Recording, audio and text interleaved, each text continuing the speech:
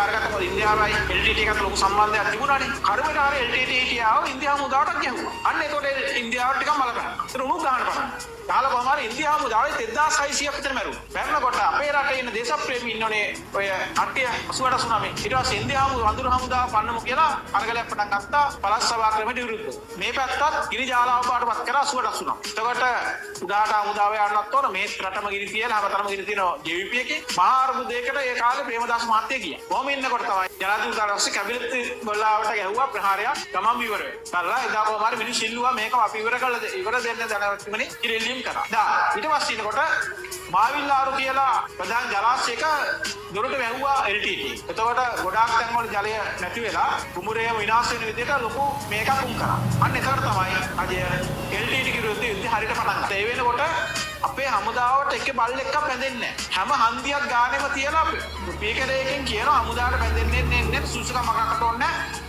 කවුරු හරි ආවොත් ළඟම ඉස්කෝලේට ගිහින් බටපාස් කියලා ලස්සන කරවන්නේ පිටවලට වදව ගන්න. මොකද මැරෙන්නේ යනකට සුසුකම් ඕනේ.